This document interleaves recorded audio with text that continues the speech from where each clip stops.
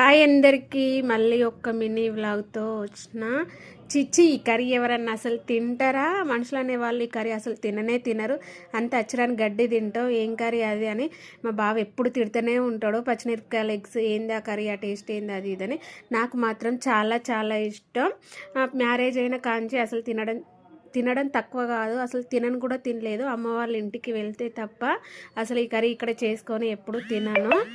First time ఈరోజు ఖచ్చితంగా చేసుకోవాలనిపించింది. నా మందమే కొన్ని పచ్చిమిరపకాయలు మిక్స్ పట్టేసుకొని ఎగ్స్ అందులో వేసి కర్రీ చేసుకున్నాను. టేస్ట్ మాత్రం చాలా బాగుంటుంది. ఎంతమందికి పచ్చిమిరపకాయలు ఎగ్స్ అంటే ఇష్టమో చెప్పండి. కొందరికి ఇష్టమైన కర్రీస్ కొందరికి నచ్చవు. ఒక్కొక్కరికి ఒక్కొక్క కర్రీ అంటే ఇష్టం ఉంటుంది. అందులో నాకు ఈ కర్రీ చాలా ఫేవరెట్. కానీ మ్యారేజ్ అయిపోయాక మొత్తం ఇంట్రెస్టే పోయింది. అసలు వండుకోలేదు. ఇంట్లో ఎవరు తినరు కాబట్టి ఒక్కదాన్నే వండుకోవాలంటే ఇంట్రెస్ట్ ఉండదు.